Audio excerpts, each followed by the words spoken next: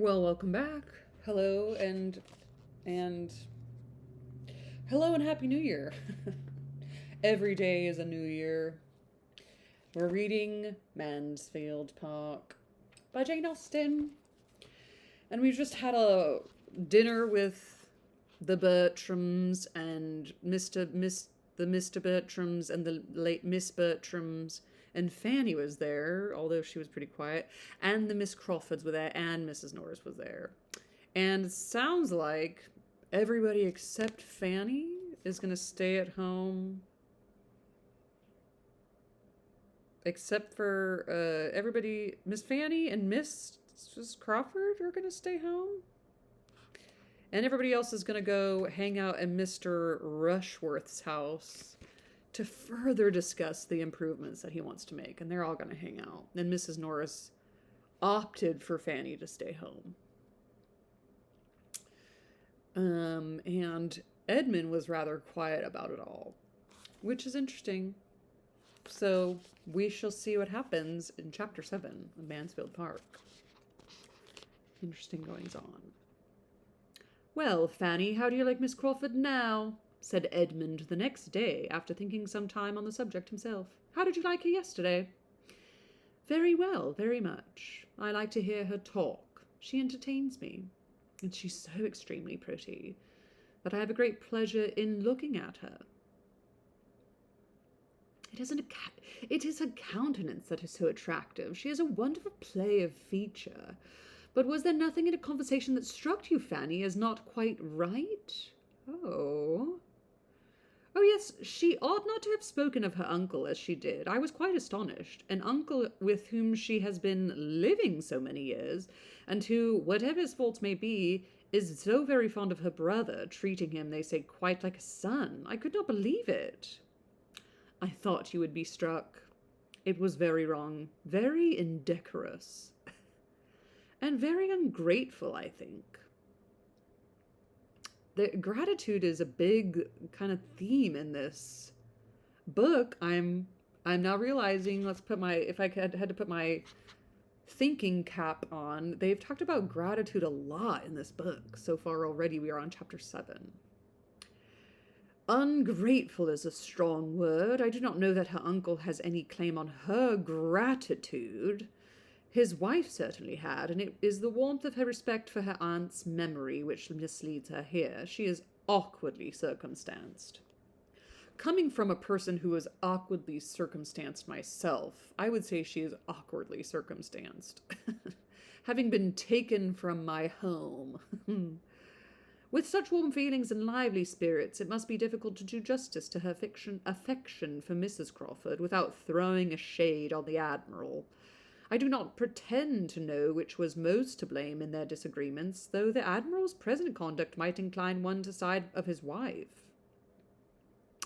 But it is natural and amiable that Miss Crawford should acquit her aunt entirely. I do not censure her opinions, but there certainly is impropriety in making them public. Yeah.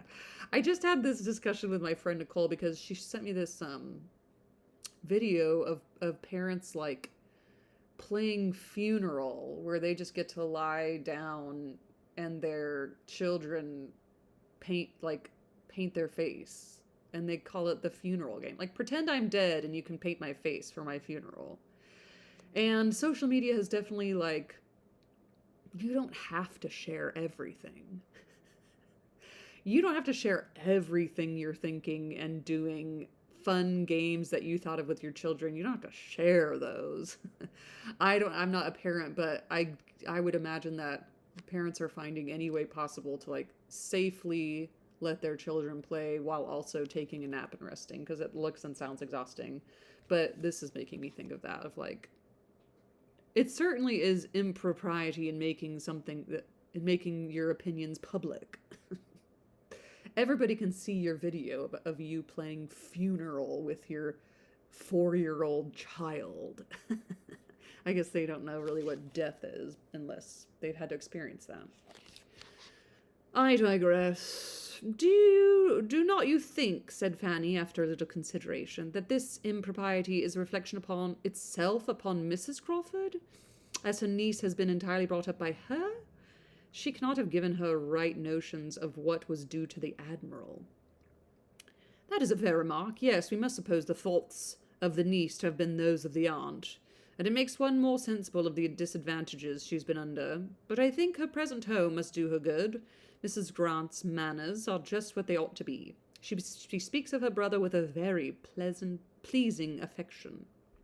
Yes, except as to his writing her such short letters. She made me almost laugh.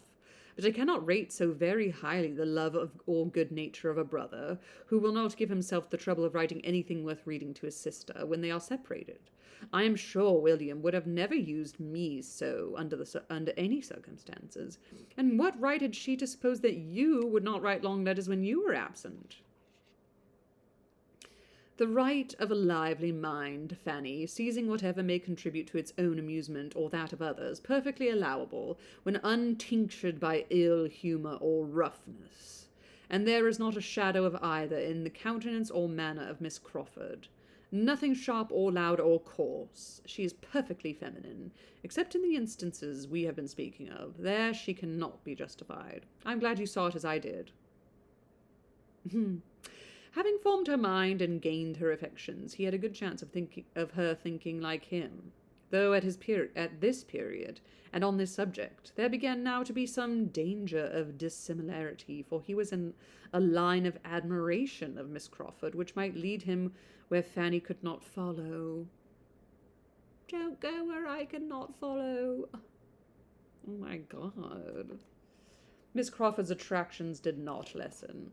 The harp arrived, and rather added to her beauty, wit, and good humour, for she played with the greatest obligingness, with an expression and taste which were peculiarly becoming.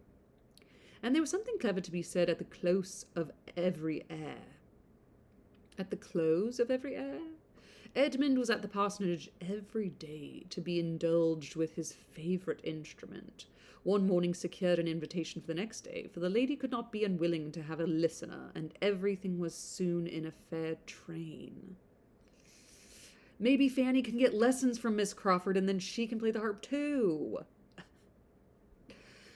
A young woman, pretty, lively, with a harp as elegant as herself, and both placed near a window, cut down to the ground, and opening on a little lawn surrounded by shrubs in the rich foliage of summer, was enough to catch any man's heart. The season, the scene, the air were all favourable to tenderness and sentiment. Mrs. Grant and her timbre frame were not without their use. It was all in harmony, and as everything will turn to account when love is once set going, even the sandwich tray, and Dr. Grant doing the honours of it, were worth looking at. Without studying the business, however, or knowing what he was about, Edmund was beginning, at the end of the week of such intercourse, to be a good deal in love.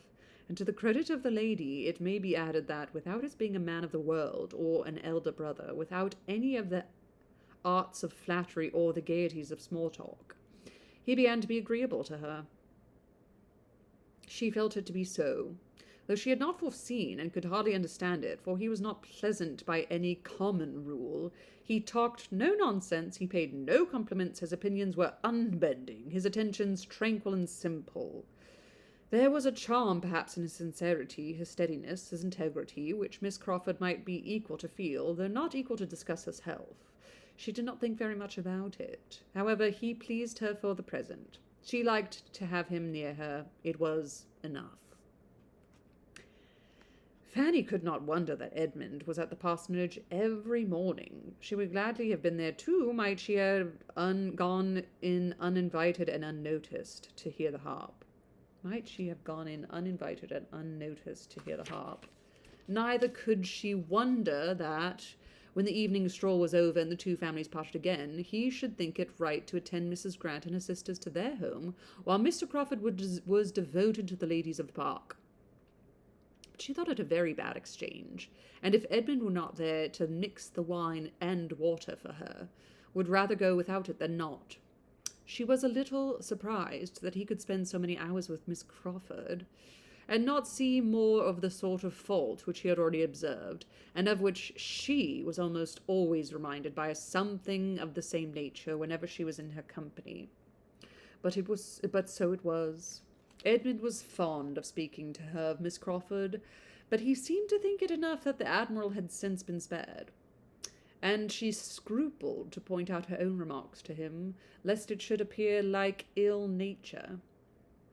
The first actual pain which Miss Crawford occasioned her was the consequence of an inclination to learn to ride, which the former caught soon after her being settled at Mansfield, from the example of the young ladies at the park, and which, when Edmund's acquaintance with her increased, led to his encouraging the wish, and the offer of his own quiet mare for the purpose of her first attempt, as the best fitted for a beginner with that either stable could furnish.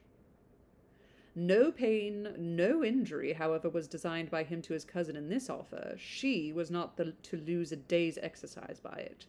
The mare was only to be taken down to the parsonage half an hour before her ride were to begin, and Fanny, on its being first proposed, so far from feeling slighted, was almost overpowered with gratitude that he should be asking her leave for it. So he asked her if he could borrow the mare horse so that Miss Crawford could ride it. Mixed feelings about that. Miss Crawford made her first essay with great credit to herself, and no inconvenience to Fanny. Edmund, who had taken down the mare and presided at the whole, returned with it in excellent time before either Fanny or the steady old coachman, who always attended her when she rode without her cousins, were ready to set forward. The second day's trial was not so guiltless. Miss Crawford's enjoyment of riding was such that she did not know how to leave off. Active and fearless, and though rather small, strongly made, she seemed formed for horsewoman. And to the pure, genuine pleasure of the exercise, something was probably added in Edmund's attendance and instruction, and something more in the conviction of very much surpassing her sex in general by her early progress to make her unwilling to dismount. Fanny was ready and waiting, and Mrs. Norris was beginning to scold her for not being gone, and still no horse was announced, no Edmund appeared. To avoid her aunt and look for him, she went out.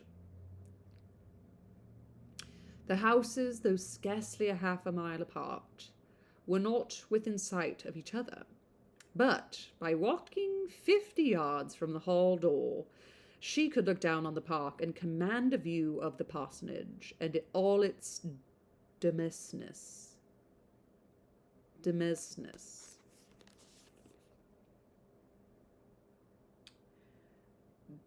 I do feel like I have looked this word up.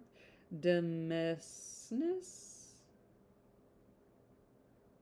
Land attached to a manor, retained for the owner's use. Okay, yeah. Domain. Oh, domainness. Oh my gosh, it's Domain. French or something. Oh, comes from Anglo-French. Domain. Okay, yikes. Domainness? Oh man. I guess the French Revolution was right around this time, and so people just probably learned French, huh? Well, they were talking about learning French. But I mean Jane Austen in IRL, in real life. In all its domains. Gently rising beyond the village road. Demesnes. How would you pronounce that? Domains. Gently rising beyond the village road, and in Dr. Grant's meadow she immediately saw the group, Edmund and Miss Crawford, both on horseback, riding side by side. Dr. and Mrs. Grant and Mr. Crawford, with 2 or 3 grooms, standing about and looking on. A happy party, it appeared to her, all interested in one object, cheerful beyond a doubt. For the sound of the merriment ascended even to her. It was such a sound which did not make her cheerful. She wondered that Edmund should forget her, and felt a pang. She could not turn her eyes from the meadow. She could not help watching all that passed. At first Miss Crawford and her companion made the circuit of the field, which was not small, at a foot's pace. Then, at her apparent suggestion, they rose into a canter. And of Fanny's timid nature, it was almost astonishing to see how well she sat. After a few minutes, they stopped entirely. Edmund was close to her and speaking to her. He was evidently directing her manner of the bridle. He had a hold of her hand. She saw it. Or the imagination supplied what the eye could not reach. Did she really see them holding hands? Yeah, that eyewitness reports, not reliable. She must not wonder at all this. What could be more natural than that Edmund should be making himself useful and proving his good nature by any one? She could not but think, indeed, that Mr. Crawford might as well have saved him the trouble, that would have been particularly proper and becoming in a brother to have done it himself. But Mr. Crawford, with all his boasted good nature and all his coachmanship, probably knew nothing of the matter, and had to know no act of kindness in comparison of Edmund. She began to think it rather hard upon the mare to have such a double duty. If she were forgotten, the poor mare should be remembered. Again, such self-loathing. She's so easily forgotten. She's already thinking herself forgotten. I think this was the sentence that I shared last video. There's a link to that Dr. Octavia Cox, where she kind of analyzes this sentence. So if you want to check out that video, me reading it now makes me feel like all the feelings that she was talking about. Poor Fanny Price. Her feelings for one and the other were soon a little tranquilized by seeing the party in the meadow disperse, and Miss Crawford, still on horseback, but attended by Edmund on foot, passed through the gate into the lane, and so into the park, and made towards the spot where she stood. She began then to be afraid of appearing rude and impatient, and she walked to meet them with great anxiety to avoid suspicion. "My dear Miss Price," said Miss Crawford, as soon as she was at all within hearing, "I am come to make my own apologies for keeping you waiting, but I have nothing in the world to say for myself. I knew it was very late, and that I was behaving extremely ill, and therefore, if you please, you must forgive me. Selfishness must always be forgiven, you know, because there is no hope of a cure."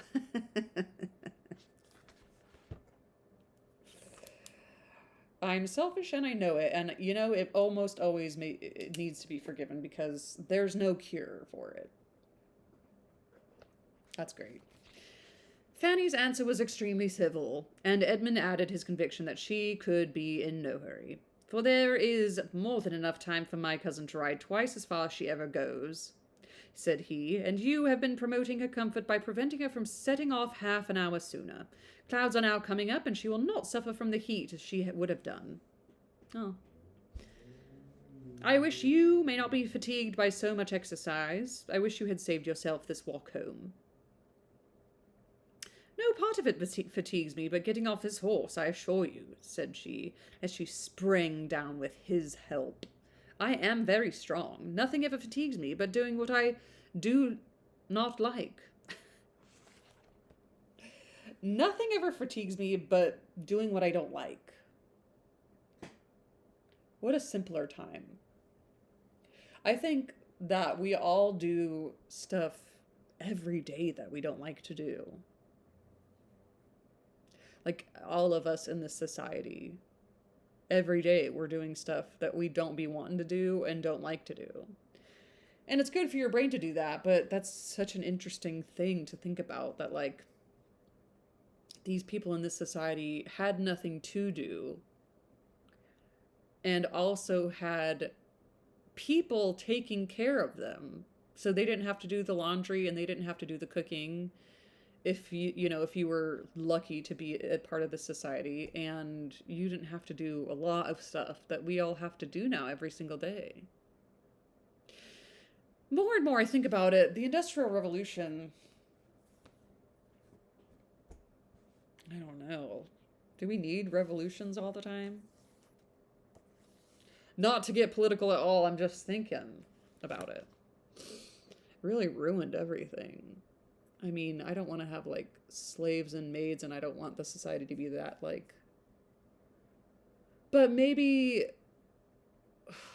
so much to think about.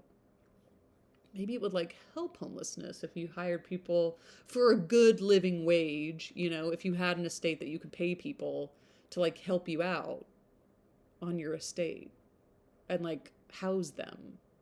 There wouldn't be as many homeless people. Maybe in a perfect world. Wow, it's just really filling my thoughts with so many things. My brain with so many thoughts. Okay. Nothing ever fatigues me but doing what I do not like. That sentence really set me off down some sort of crazy rabbit hole in my mind. Okay. Miss Price, I give way to you with a very bad grace, but I sincerely hope you will have a pleasant ride, and that I may have nothing but good to hear of this dear, delightful, beautiful animal. The old coachman who had been waiting about with his own horse now joining them, Fanny was lifted on hers, and they set off across another part of the park, her feelings of discomfort not lightened by seeing, as she looked back, that the others were walking down the hill together to the village. Nor did her attendant do her much good by his comments on Miss Crawford's great cleverness as a horsewoman, which he had been watching with an interest almost equal to her own. Even the coachman is like, wow, impressive. That's pretty impressive. It's a pleasure to see a lady with such a good heart for riding, said he. I never see one sit a horse better. She did not seem to have a thought of fear. Very different from you, miss. When you first began 6 years ago, come next Easter, Lord bless you. How you did tremble when Sir John first had you put on? Sir Thomas. Did I say Sir John? Is that like a Robin Hood? Sir Thomas first had you put on. Yeah, right. Thank you so much for reminding me. Yeah, I super sucked. It was scary. Cool. In the drawing room, Miss Crawford was also celebrated. Her merit in being gifted by nature with strength and courage was fully appreciated by the Miss Bertrams. Her delight in riding was like their own. Her early excellence in it was like their own, and they had great pleasure in praising it. We wish she would have been our cousin that we adopted, not Fanny Poo Poo Price. Okay, we get it. I was sure she would ride well, said Julia. She has the make for it. Her figure is as neat as a brother's. Yes, added Maria, and her spirits are as good, and she has the same energy of character. I cannot but think that good horsemanship has a great deal to do with the mind. All these feel like a backward diss toward Fanny. When they parted at night, Edmund asked Fanny whether she meant to ride the next day. No, I do not. Not if you want the mare, was her answer. I do not want her at all for myself, said he, but whenever you are next inclined to stay at home, I think Miss Crawford would be glad to have her a longer time for a whole morning. In short, she has a great desire to get as far as Mansfield Common. Mansfield Common? Oh, Mansfield Park, Mansfield Common. Mrs. Grant has been telling her of its fine views, and I have no doubt of her being perfectly equal to it, but any morning will do for this. She would be extremely sorry to interfere with you. It would be very wrong if she did. She rides only for pleasure, you for health. I shall not ride tomorrow, certainly, said Fanny. I have been out very often lately, and would rather stay at home. You know I am strong enough now to walk very well. Was she, like, really ill, or what is the deal? She's just... I don't get it. Edmund looked pleased, which must be Fanny's comfort. I did read that, like, sarcastically, like, no, I don't even want your stupid horse. And the ride to Mansfield Common took place the next morning. The party included all the young people but herself, and was much enjoyed at the time, and doubly enjoyed again in the evening discussion. This is a weird situation. She's, like, here, but not involved in anything. It's gotta be, she's 18. As successful a scheme of this sort generally brings on another, and having been to Mansfield Common disposed them all for giving somewhere else the day after. There were many other views to be shown, and though the weather was hot, there were shady lanes wherever they wanted to go. A young party is always provided with a shady lane. To be young. A young party is always provided with a shady lane. 4 fine mornings successively were spent in this manner, in showing the Crawfords the country and doing the honours of its finest spots. Everything answered. It was all gaiety and good humour, the heat only supplying inconvenience enough to be talked of with pleasure, till the 4th day, when the happiness of one of the party was exceedingly clouded. Miss Bertram was the one. Edmund and Julia were invited to dine at the parsonage, and she was excluded.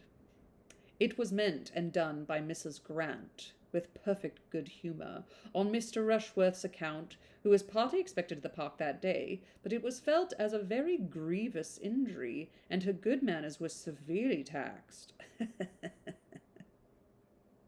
This is taxing on my good manners. I'm about to be an ill-mannered person, because this is so taxing. Her good manners were severely taxed to conceal her vexation and anger till she reached home.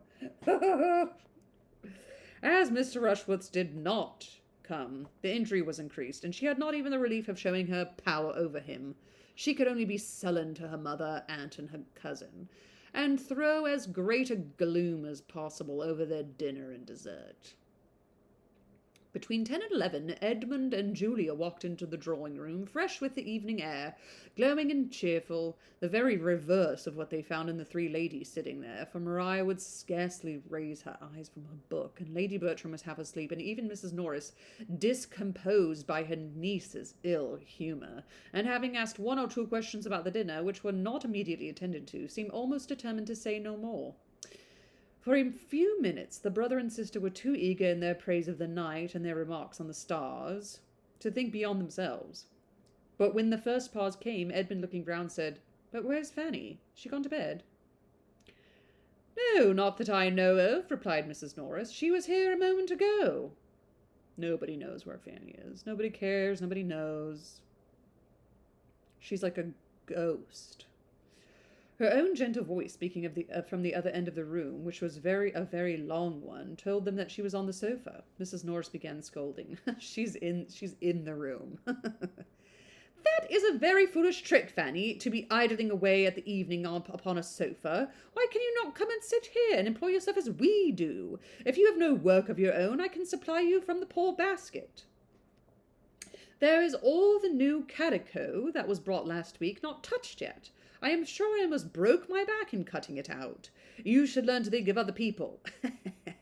And take my word for it, is a shocking trick for a young person to be always lolling upon a sofa." She stands up and she's knitted like a whole blanket. She's like, "I was just doing this." Before half this was said, Fanny was returned to her seat at the table, and had taken up her work again, and Julia, who was in high good humour from the pleasures of the day, did her justice of exclaiming, "You must say, ma'am, that Fanny is as little upon the sofa as anybody in the house." "Thanks, Julia." "Fanny," said Edmund, after looking at her attentively, "I am sure you have the headache." She could not deny it, but said it was not very bad. "I can hardly believe you," he replied. "I know your looks too well. How long have you had it?" "Since a little before dinner. It's nothing but the heat." "Did you go out in the heat?" "Go out? To be sure she did," said Mrs. Norris. "Would you have us stay within such a fine day as this? Were not we all out? Even your mother was out today for above an hour." "Yes, indeed, Edmund," added her ladyship, who had been thoroughly awakened by Mrs. Norris's sharp reprimand to Fanny. "I was out above an hour. I sat 3/4 of an hour in the flower garden while Fanny cut the roses, and very pleasant it was, I assure you, but very hot. It was shady enough in the alcove, but I declare I quite dread the coming home again." "Fanny has been cutting roses, has she?" "Yes, I am afraid they will be the last this year. Poor thing, she found it hot enough. But they were so full-blown that one could not wait." There was no help for it, certainly, rejoined Mrs. Norris in a rather softened voice. But I question whether her headache might not be caught then, sister. There is nothing so likely to give it as standing and stooping in a hot sun. But I dare say it will be well tomorrow. Suppose you let her have an aromatic vinegar. I always forget to have mine filled. She has got it, said Lady Bertram. She has had it ever since she came back from your house the second time. What? Cried Edmund. Has she been walking as well as cutting roses, walking across the Hart Park to your house and doing it twice, ma'am? No wonder her headaches. Mrs. Norris was talking to Julia and did not hear. I was afraid it would be too much for her, said Lady Bertram, but when the roses were gathered your aunt wished to have them, and then, you know, they must be taken home. But were there roses enough to oblige her to go twice? No, but they were to be put into the spare room to dry, and unluckily Fanny forgot to lock the door of the room and bring away the key, so she was obliged to go again. Edmund got up and walked about the room, saying, And could nobody be employed on such an errand but Fanny? Upon my word, ma'am, it has been a very ill-managed business. He's always looking after her. Is she, like, sickly or something? I don't know why he's always looking after her, which is nice, but I guess she needs to ride horses for her health, and I must have missed something. Edmund got up and, Fanny, upon my word, ma'am, very ill-managed business. I am sure I do not know how it was to have been done better, cried Mrs. Norris, unable to be longer deaf. Selective hearing. Unless I had gone myself, indeed, but I cannot be in two places at once. And I was talking to Mr. Green at the very time about your mother's dairymaid by her desire, and had promised John Groom to write to Mrs. Jeffreys about his son, and the poor fellow's waiting for me half an hour. I think nobody can justly accuse me of sparing myself upon any occasion, but really I cannot do everything at once. And as for Fanny's just stepping down to my house for me, it is not much above a quarter of a mile. I cannot think I was unreasonable to ask it. How often do I pace it 3 times a day, early and late? Aye, and in all weathers too. I say nothing about it. I wish Fanny had half your strength, ma'am. If Fanny would be more regular in her exercise, she would not be knocked up so soon. She had not been out on horseback now this long while. She has not been out on horseback now this long while, and I am persuaded that when she does not ride, she ought to walk. If she had been riding before, I should not have asked it of her, but I thought it would rather do her good after being stooping among the roses, for there is nothing so refreshing as a walk after a fatigue of that kind, and the sun was strong. It was not very hot. Between ourselves, Edmund, nodding significantly at his mother, it was cutting the roses and dawdling about in the flower garden that did the mischief. I'm afraid it was indeed, said the more candid Lady Bertram, who had overheard her. I am very much afraid she got the headache there, for the heat was enough to kill anybody. I was as much as I could bear myself, sitting and calling to Pug, and trying to keep him from the flower beds was almost too much for me. Edmund said no more to either lady, but going quietly to another table on which the supper tray yet remained, brought a glass of Madeira to Fanny, and obliged her to drink a greater part. Ooh, I'm certain it's a wine. I'm certain Madeira is a wine. Don't you think? What do you guys think? Madeira. Wine.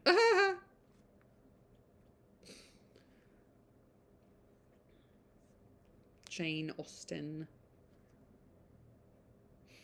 Sweet fortified wine was hugely popular during the late 18th and early 19th centuries, especially in colonial America. Get out of town. Ooh, what's this? Look at this wine glass. Jane Austen's World. Sounds like a fun cartoon. A splash of Madeira and some cordial water. Popular drinks during the Regency era. Ooh, I'm going to be reading this article later. Cool. Fun. What else did he said something about vinegar water? He said something else about vinegared something, flavored water or something like that. I'm going to look up that too. Learning so much. One more little paragraph and we're done. These are longer chapters, I have to say. So cute that she doesn't say the pug, she just says calling to pug. Okay. And Madame obliged to drink the greater part. She wished to be able to decline it, but the tears, which a variety of feelings created, made it easier to swallow than to speak. Vexed as Edmund was with his mother and aunt, he was still more angry with himself. His own forgetfulness of her was worse than anything which they had done. He did forget her. She's easily forgotten in this family, and that feels really bad. Nothing of this would have happened had she been properly considered. Ugh. But she had been left 4 days together without any choice of companions or exercise, and without any excuse for avoiding whatever her unreasonable aunts might require. He was ashamed to think that for 4 days together she had not had the power of riding, and very seriously resolved, however unwilling he must be to check a pleasure of Miss Crawford's, that it should never happen again. Fanny went to bed with her heart as full as on the first evening of her arrival at the park. The state of her spirits had probably had its share of her indisposition, for she had been feeling neglected, and been struggling against discontent and envy for some past days. As she leant on the sofa to which she had retreated that she might not be seen, the pain of her mind had been much beyond that in her head. The pain of her mind had been much beyond that in her head. Oh, like her thinking mind versus like her actual head. The sudden change which Edmund's kindness had then occasioned made her hardly know how to support herself. Whew. It's really sad. I gotta find out what that vinegar stuff is. He's gonna like give her some vinegar water or something. Poor, neglected, sad, self-loathing, forgettable Fanny Price. Well, such is life. It can't all be